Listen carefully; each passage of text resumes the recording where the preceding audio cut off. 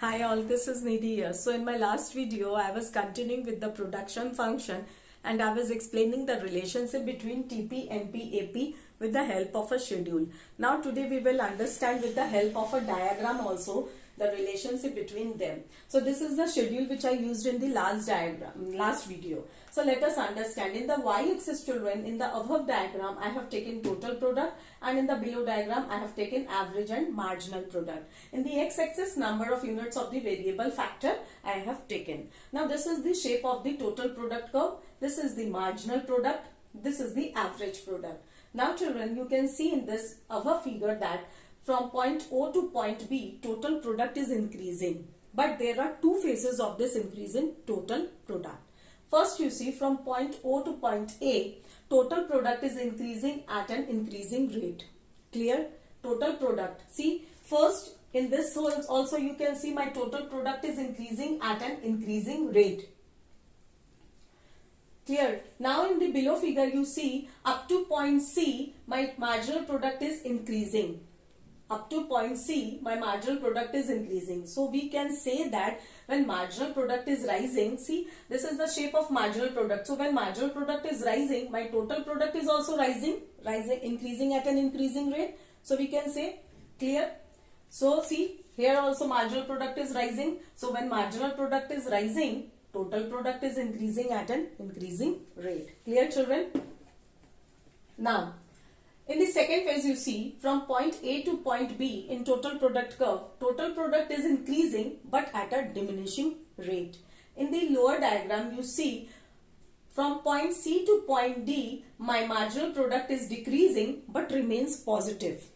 My marginal product is decreasing but remains positive. So what I can see, we can say that when marginal product is falling but remain positive, my total product is increasing but at a diminishing rate. See, my total product is increasing but at a diminishing rate.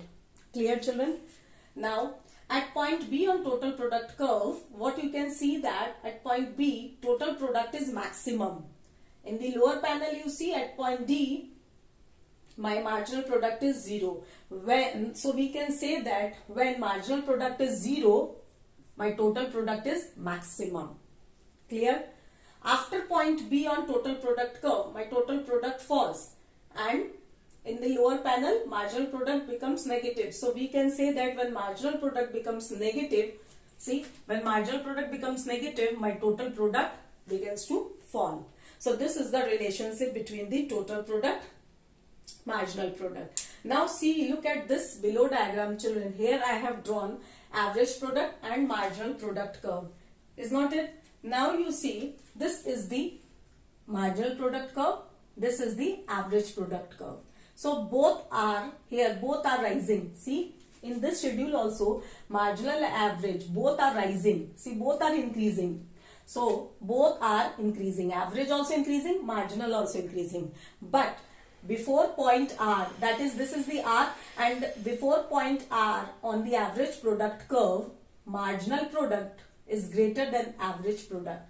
See, this is the shape of the marginal product. This is the shape of the marginal product. So marginal product is greater than average product before point R on average product. So why, when marginal product is greater than average product, we mean to say that average product is increasing. Average product is rising. The common sense, children, of this relationship, why you will say that, why ma'am? Obviously the common sense is that if an additional worker, obviously marginal product means the additional worker is giving the additional output. So if the additional worker is giving the additional output, it increases in the total product. It is increasing in the total product, adding in the total production, and average product is what? Total product by number of units of labor. So when marginal product means when an additional labor is giving the additional output, it adding in the total product, and so total product increases, so my average product will also increase, obviously. So what I mean to say here is that, children, when marginal product is greater than average product, that means AP is rising. The common sense of this relationship is that, children, if an additional worker is to increase the average product of all the workers, the marginal product of the additional worker must be greater than the average product. Clear, children? Again I'm repeating, so you can write it down that why marginal product is greater than average product here. See, marginal product is above the average product. See, this is the average product. So marginal product line is above the average product. So marginal product is greater than average product. The common sense of this relationship is that, children, if an additional worker is to increase the average product of all the workers, then the marginal product of the additional worker must be greater than the average product. So this is the thing. Now see, children, at point R, marginal product and average product are intersecting. That means they are cutting each other. So we can say that marginal product is equals to average product at point R. See, here you can see that marginal product is equals to average product. So what I can say here is that average product is maximum and average product is maximum and constant. After that my average product started to fall down. So here what I can see that when average product is equals to marginal product, my average product is maximum and constant.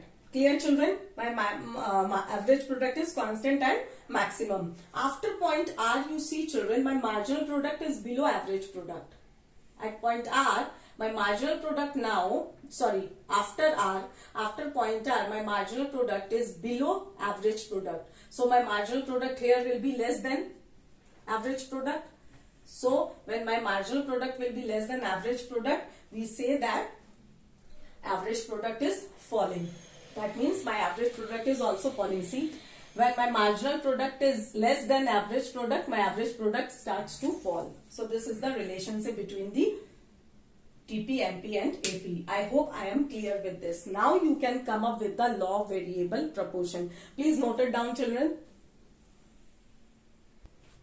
So I hope you have noted down, children. Now we will come to know about the law of variable proportion. We will be in a short back period time with the law of variable proportion. Thank you.